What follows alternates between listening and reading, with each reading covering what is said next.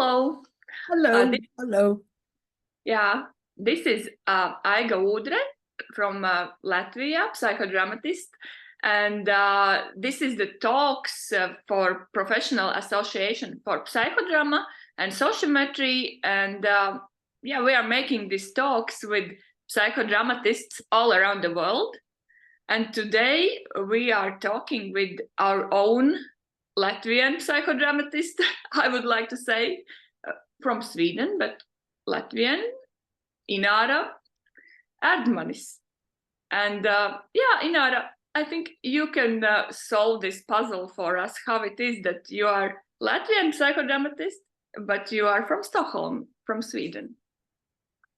Well, I'm born in Riga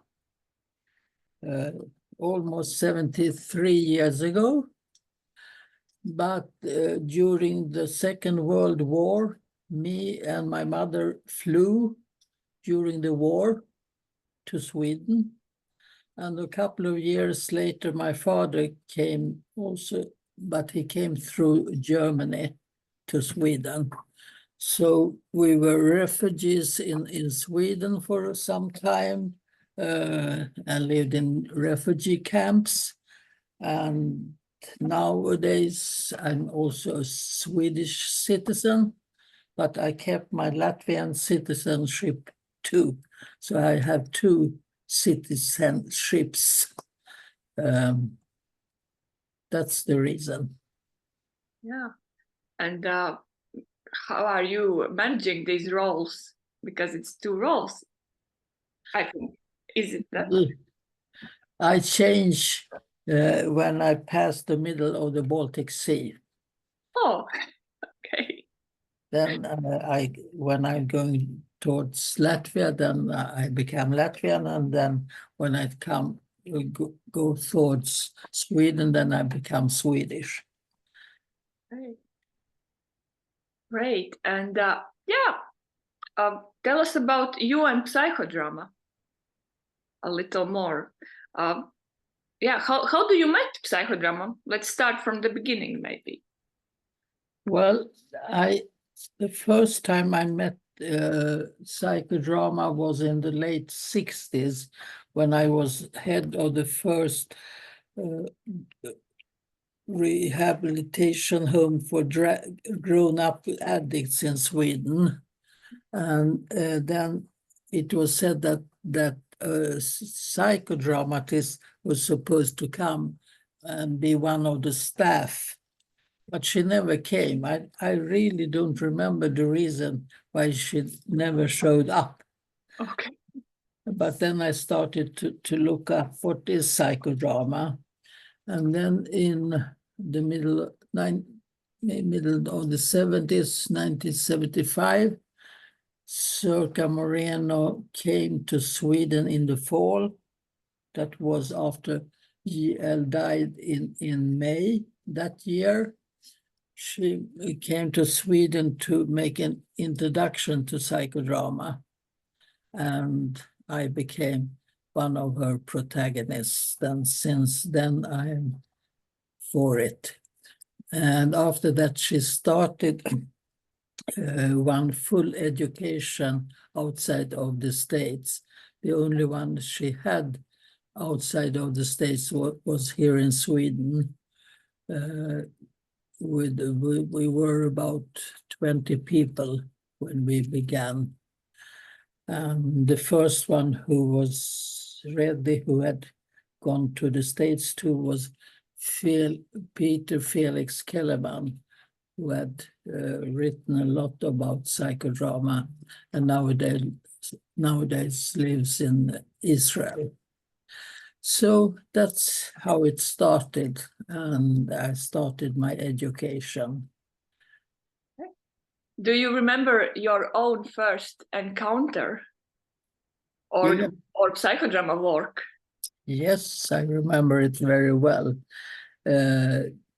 Zerka was offering people to become protagonists, and I volunteered, but it was very, very deep and heavy themes for the others. There was someone who whose child had died, and one whose husband had died, and very, very heavy ones.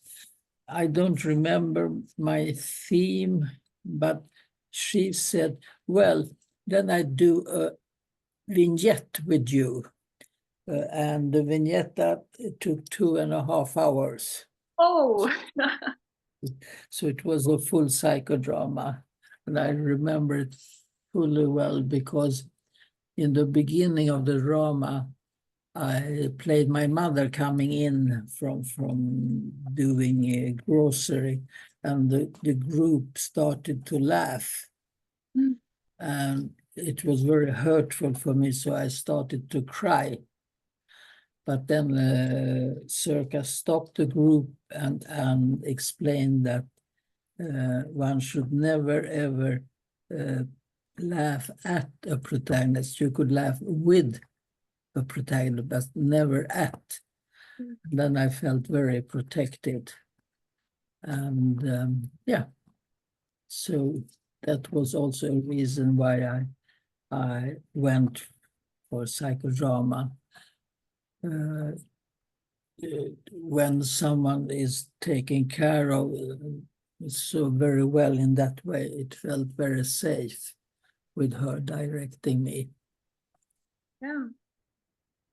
That's why you chose psychodrama. Yeah, one could say it. It was one of the reasons. Right. But there are several other reasons, but that was one. Can you tell us more about the other reasons, if you can? Yeah. One reason is you don't just talk, you show, you do, you use your body. It's not like in analysis where you just lie on a couch and talk and talk and talk. Here you do things with your whole body. And also you have to use your imagination and creativity all the time, because it's moving all the time. Mm. And also the laugh. I talked about laughing with the protagonist. You could use your humor. It could be, yeah, and I don't know any other therapy form where you could laugh together in a group as you could in psychodrama. So that's some of the reasons. Yeah, and how do you learn psychodrama? For how many years do you need to learn psychodrama? How do you think? Well, the basic education went on for several years. Zerka came to Sweden twice a year. Okay. I think it was for 4 or 5 years. And then you get your basic education. And after that, there was further education. So you, well, one could say with our education we had with Zerka, it led up to CP level, what's called CP level within Nordic Board statutes. And then later on, we completed, some of us, and went for TP, trainer, educator, and practitioner. And some in this group got to that level, not very many, and still some from the very, very first group are in psychodrama still. So it's a long, long time together. Yes. And I would say I don't consider I ever will be fully trained in psychodrama, because there is always new things you could learn. Mm.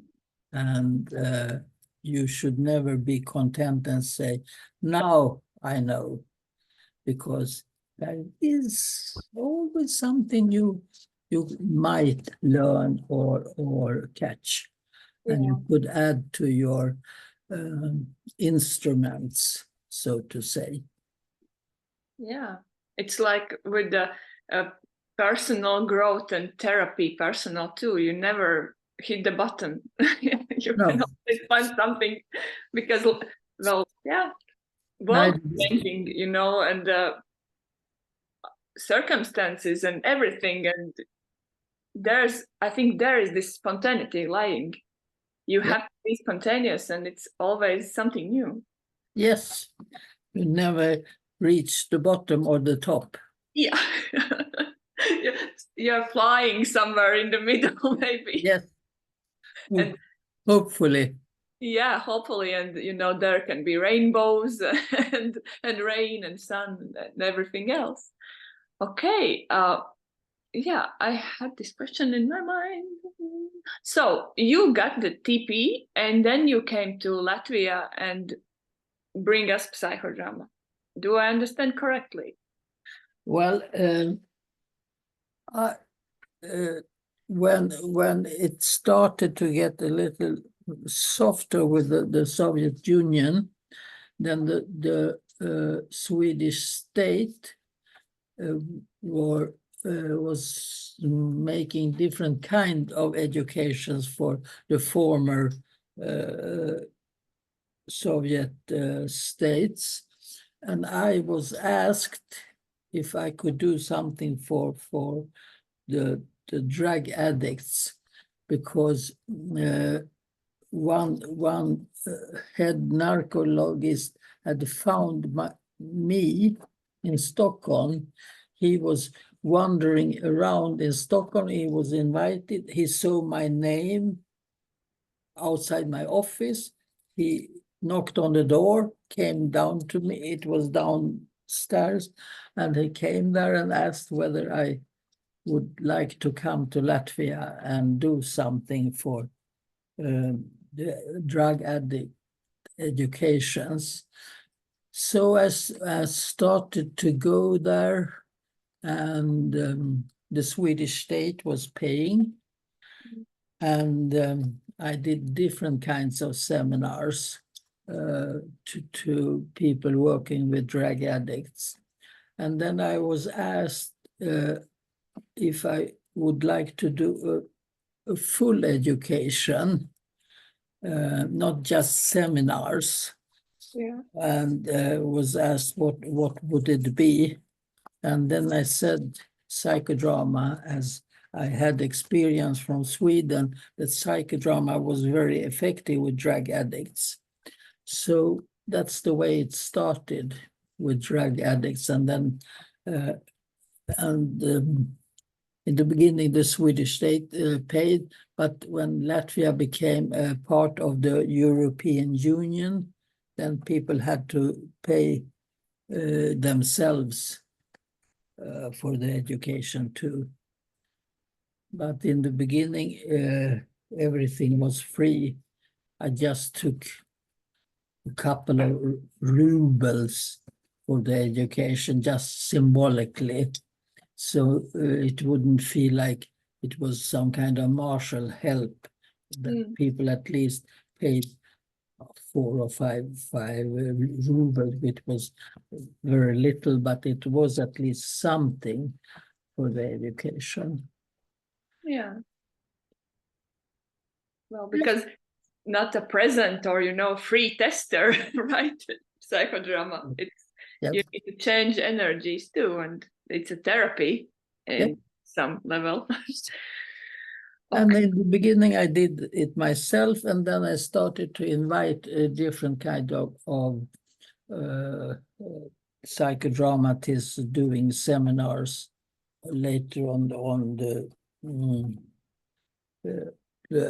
leader level and on the CP level. Okay. Can I ask you this? What were the reasons why you made the Moreno Institute? Why you felt that you should make an institution for psychodrama in Latvia? Because it started with association, if I understand correctly, right? Yes. But, yeah. What was the need for this? Well, you need to have a home, some kind of belonging, and as there was in different countries, there was institutes leading.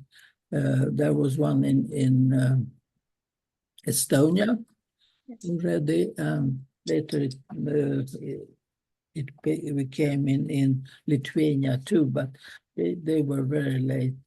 But it's some kind of home, some kind of belonging, where you feel that you could keep the core of people doing, and also some place where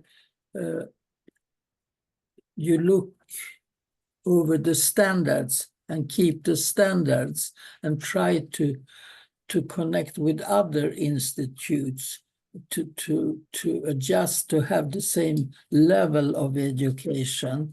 So you feel not just belonging within Latvia, but also belonging within Europe and belonging within the whole world. So you have some kind of connections. That was one reason to have an institute, some kind of base, a home. Yeah. And how do you see psychodrama? I think it's changing also with the years. How psychodrama is changed right now from the beginning when you started to learn it? Well, it becomes broader and broader, and more things are put into psychodrama.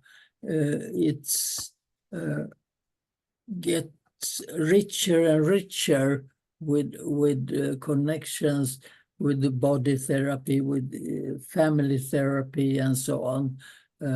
So it's what before was very clean and static has now developed to something more.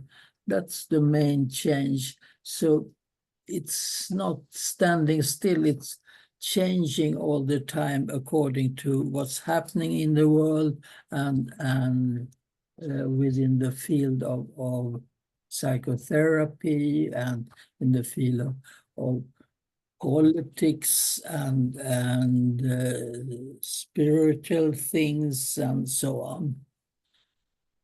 Yeah. Oh, I have a question for you. If it's too personal, you cannot answer.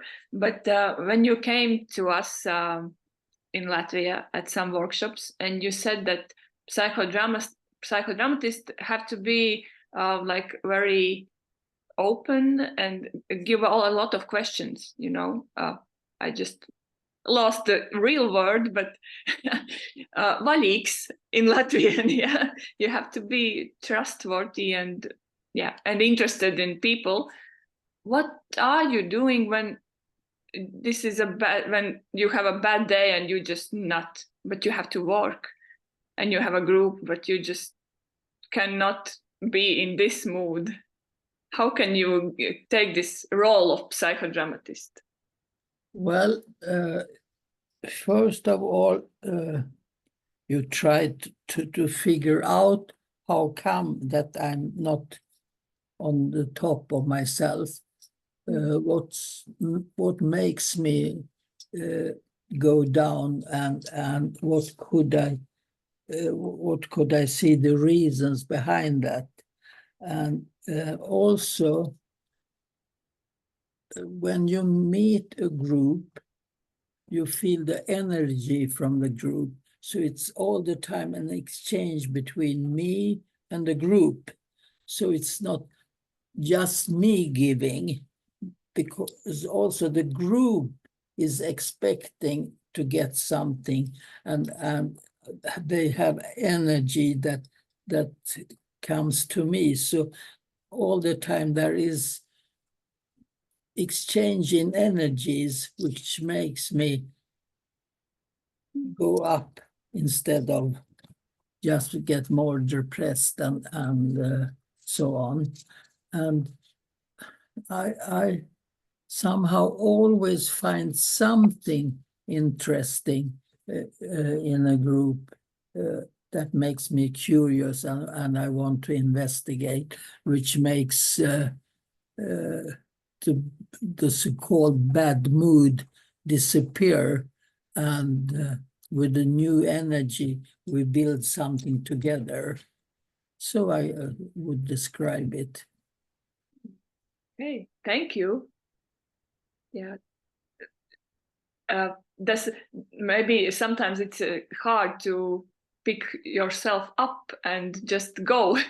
But yeah, I felt that you need to make first step, and it's going sometimes. Well, it's also some kind of, you made a commitment to a group, Of course. and that makes it, you feel, even though it's heavy, something very heavy had happened, maybe at home or with some person that are very close to you, then even then you have to try to find something that makes it worthwhile trying. Yeah. And looking for what could it be? Where could I find it? And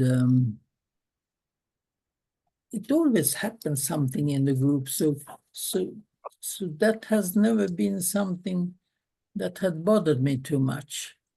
Okay. Just to get started, then it slowly builds up to something that you create. And sometimes for me, group and other people helps to, make this, change the roles and not be in myself, bad mood, I'm so bad or something, in a bad situation. I can just change roles and yes, that's and connect to the other person. Like, okay, I'm with you now, Inara, so I'm for you here. And then we are exchanging. yes. Yeah. So yeah, thank you about this. And what do you think, what is the salt of psychodrama?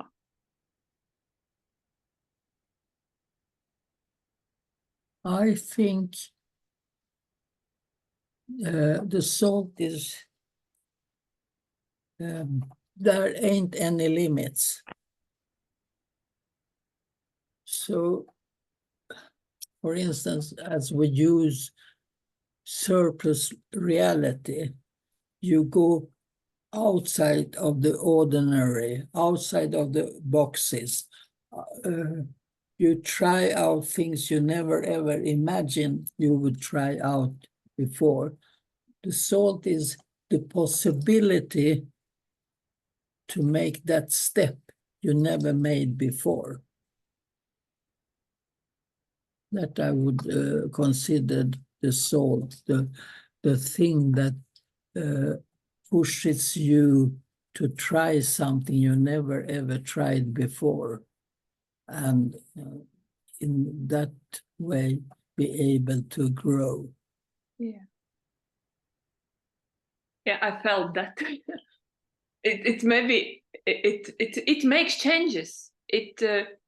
Yeah, in a safe place, because well, this is for me, yeah, that I sometimes think about things that I can do, maybe possibly sometimes, but I'm too afraid to do them. And then if I can try them out, I can make those changes. Yes, yes. Yeah, how do you say, is there, well, because psychodrama is a big part of your life, is there a lot of changes in your life because of this? Hopefully, hopefully I have become a more open person, a more curious person, that's one thing I really hope have changed me a lot. To be curious about other people and also consider that I don't know everything yet. Will you know everything at some point? How do you think? Will you know everything at some point? No. Yeah. I don't think so. I'm glad I don't. Yeah. Okay. What is your favorite technique from psychodrama? Role reversal, of course. That's the basic technique in psychodrama. I used to say, when you don't know what to do, you could always role reverse. Yeah. And that's a way to get further. Yeah. Also a way of expanding your views when you are able to role reverse with someone. You get a bigger perspective of the world and about things when you look with some other person's eyes. Yeah. And that's the main thing, roles in psychodrama. Yep. We will have tomorrow open stage with that theme of roles. So Okay. warming up about this too. And yeah, how can I explain, or how would you explain what is role reverse? Well, you would show it too, but something that explains it for people that don't know anything about psychodrama. And they probably think, oh, it's something about theater. But yeah. I would use exactly what I said now, to look on something with another person's perspective, to look on something from another angle, so to say. You can't see it where you are standing, but the other person might see it if you look with his eyes, so to say, and his feelings and his views, to get new perspectives. That would be a way for me to explain what psychodrama is. Not just playing, but using one another to widen your perspective on the world and on yourself. Also to look on yourself with some other person's eyes and views. How would your mother or father look at you? What would they say about you if they were talking about you? That's one very, very easy example you could use. Or a friend, what would a friend say about you when you're not in the room? Yeah. Oh, we can try this tomorrow in open stage. This is interesting, right? Yeah. What would his friends say about you when you're not in the room? Yeah. One sentence. One sentence. A good warm-up. Very good warm-up. Really. Yeah. And how do you feel? Do people are attracted to groups these days? Because in Latvia, not so much. And I'm thinking why a lot. Well, to be in a group, it's a longing to belong to something. But at the same time, you are afraid to be exposed.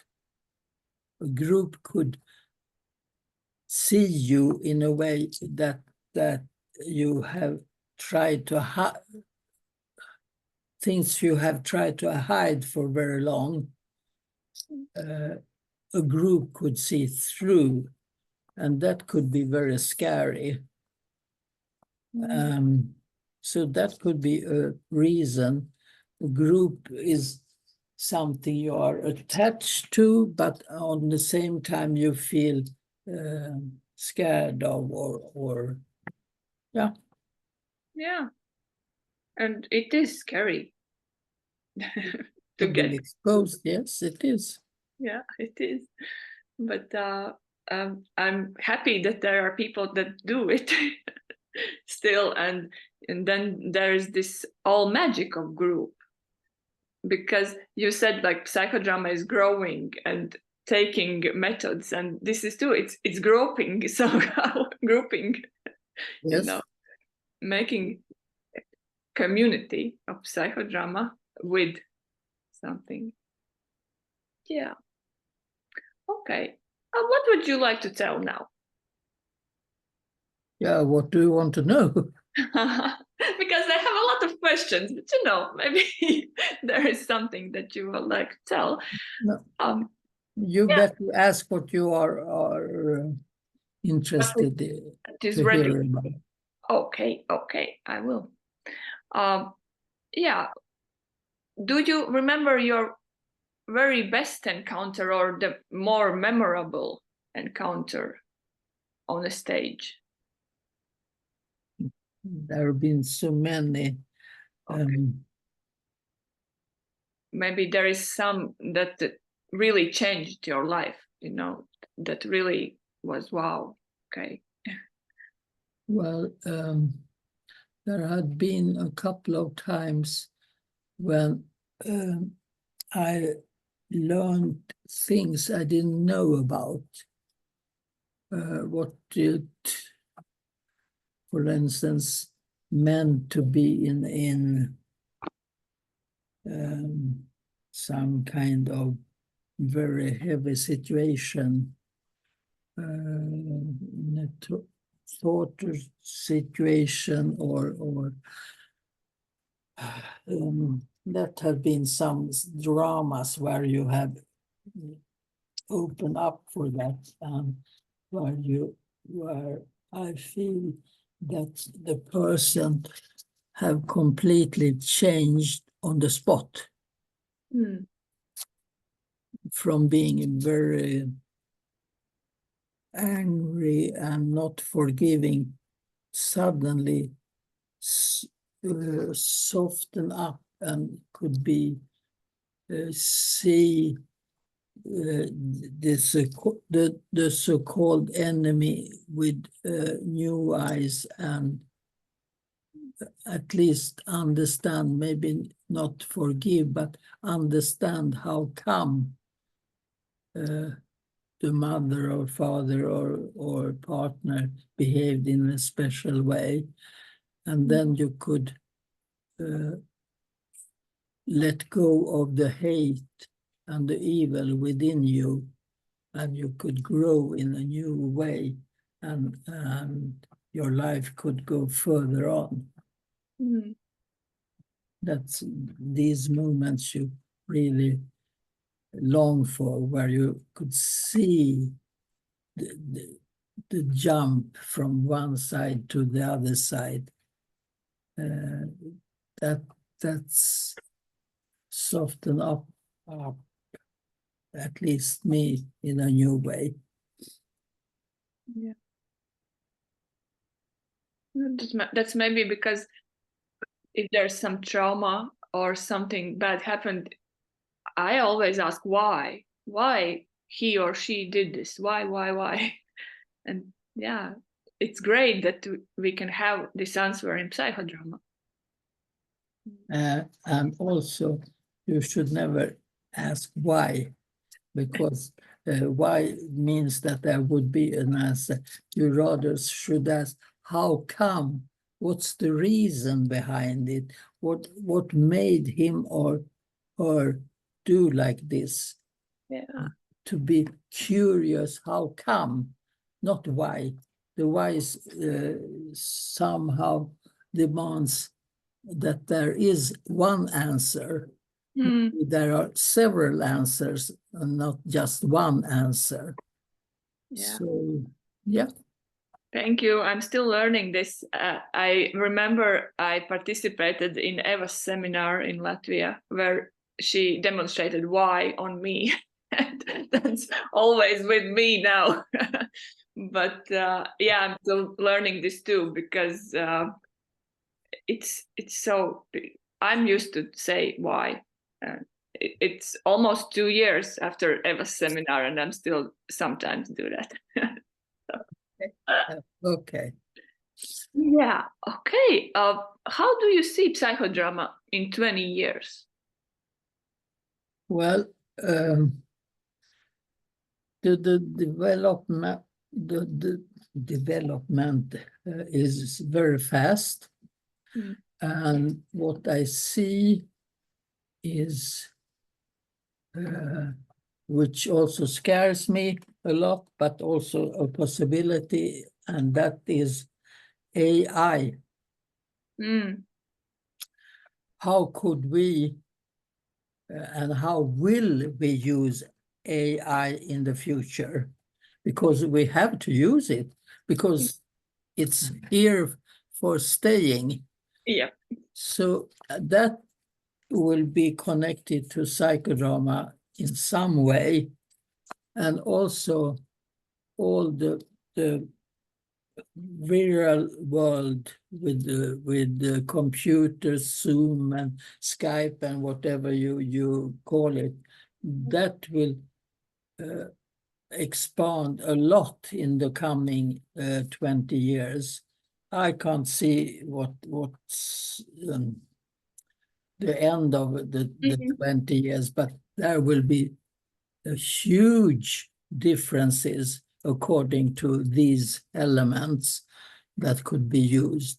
The AI and the computer world, it's already with all these Zoom meetings and Zoom conferences and so on. So it has started, but it will grow tremendously. How, I don't know exactly. That's the nice thing, that I don't know exactly how, but it will grow a lot. Definitely. How you could use all these techniques. And Moreno was very much for the techniques and use the techniques. So he would love the computer world. Yeah, he would love to see what's next. Yeah, it's well, my experience with IE right now is that you can talk with the body that always give you the answer. Yes. Maybe sometimes even the answers about myself. Yeah. Yeah, but of course it cannot be substitute for real people. So there's a problem. There is also, with new things, there is also a shadow side. Yeah.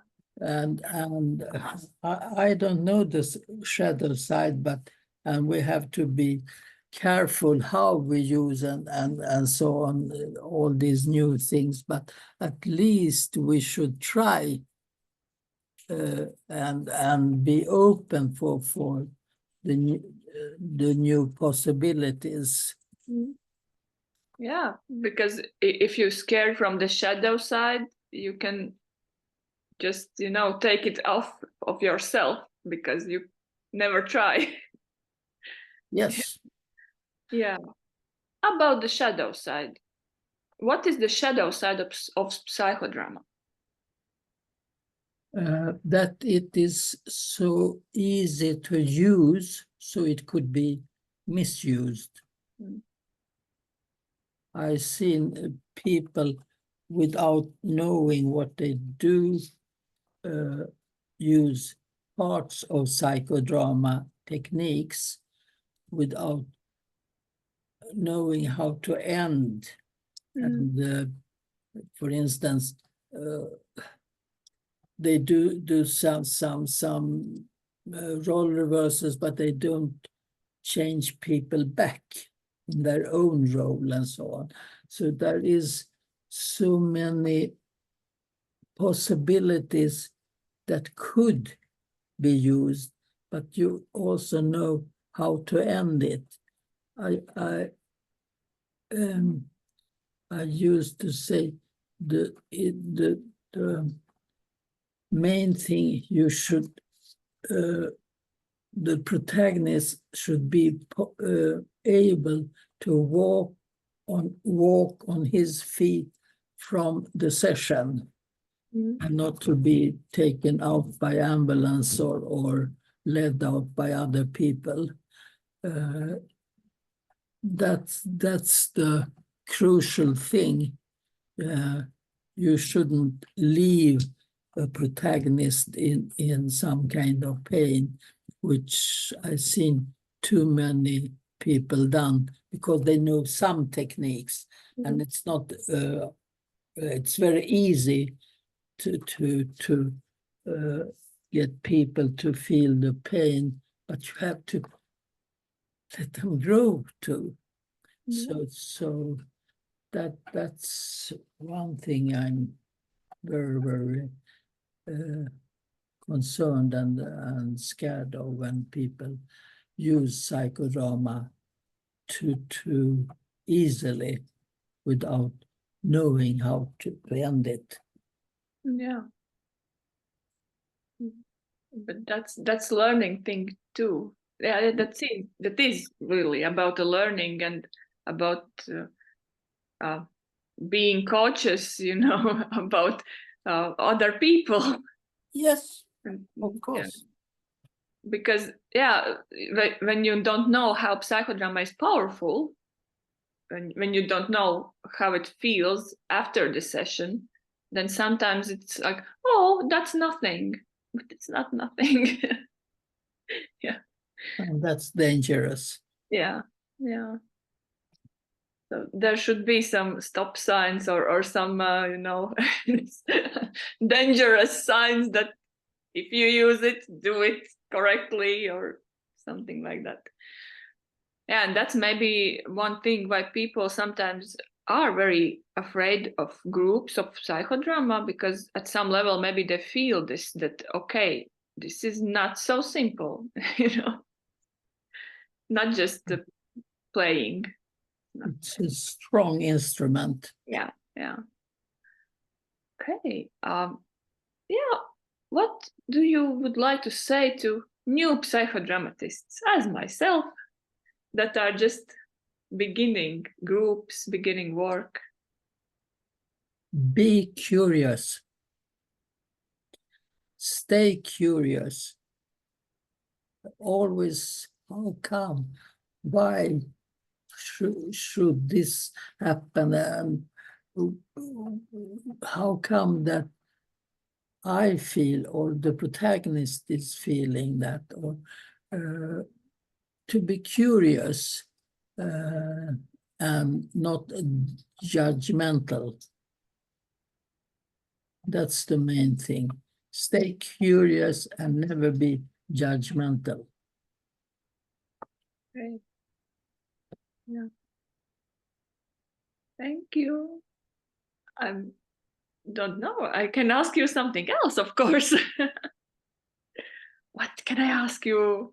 My curiosity is like dancing today a little. Yeah. Oh, you have trained in Latvia, in Sweden too. Do you have trained in other countries?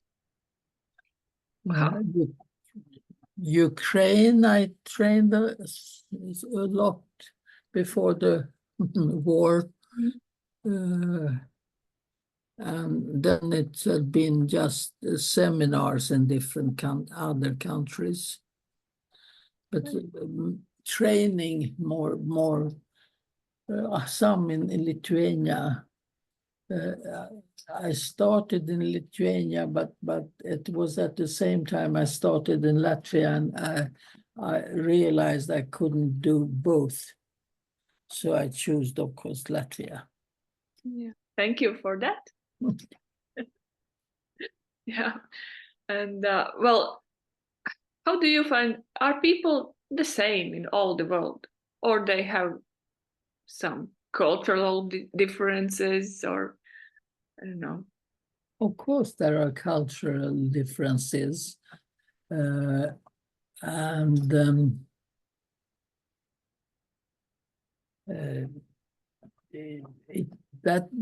that's one of the things that makes it so exciting to not to judge too much, to really see that there are differences, and how could you learn from the differences and the different cultures.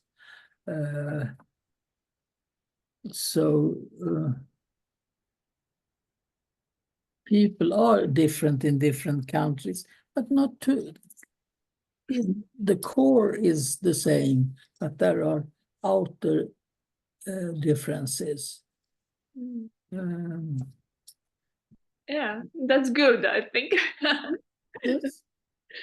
There, I remember once I was in Finland doing something, and we were sharing, and it was very slow and slow. So I said, okay, now we go on. And then someone said, remember, you are in Finland now, so take it easy. So yeah. there are differences even in that sense.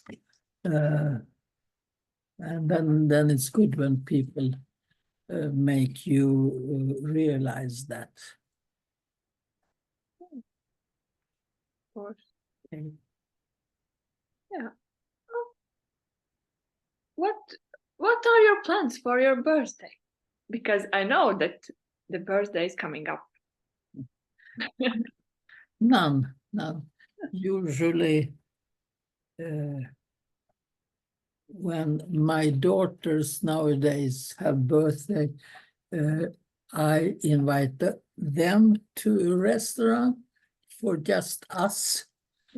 And when it's my birthday, they take me out somewhere, and just we have dinner together, which makes it a possibility to just talk and meet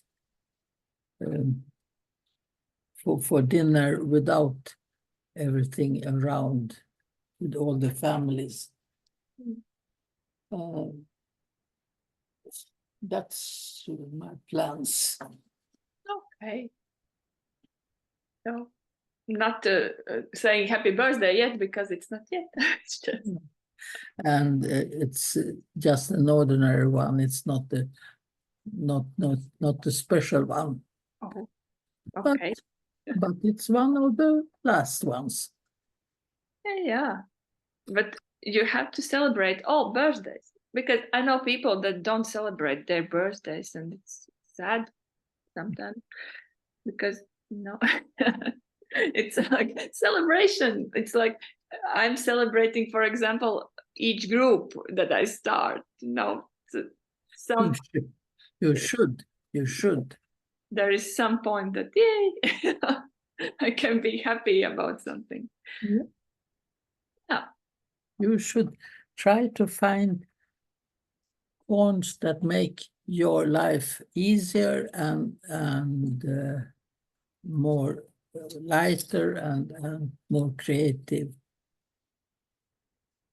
Thank you. And yeah, do you have some good sentence for all the psychodramatists that will listen this? Pardon? Yeah, do you have some wish for psychodramatists that will look at this? Some wise woman's sentence, something that we need to remember? Nothing that I not said before. Stay curious, and look for opportunities. There is always an opportunity around the corner. You'd never know what's around the corner, but look for it. Thank you. Thanks a lot for this. And on this great note, we will end this interview. Thank you a lot. And yeah, I really, really wish this October for you to be not that rainy, but you know, with the sun in your heart. Thank you, and I wish you all the same. Thank you a lot, Inara. One thing is also important when one reaches my age, to look back also. What have I achieved, and what's left to still achieve? What's left to be done? Do I have a bucket list, so to say, what I want to do? So it's not ending before it ends. And as I'm at this age, I've been thinking a lot about life, and it's that it's close to the end. And what have I done with it, and what will it be like? So now I need to ask you about your bucket list. Is there things left? There are some things I would like to do, and there are some things which I would like to do once more, which I've done before. So you see how much of it there will be time for. Okay, yeah. Because the body gets, it doesn't listen as it did before, earlier in my life, to what I want to do with it. I get hard to breathe, I see less, I hear less, and so on, but still I'm moving around. And so my wish for you is to do all the things in bucket list. Okay. And redo the ones you just need to. Okay. Thank you, Inara. Thank you, Aga. Thanks a lot. Okay. Are we finished?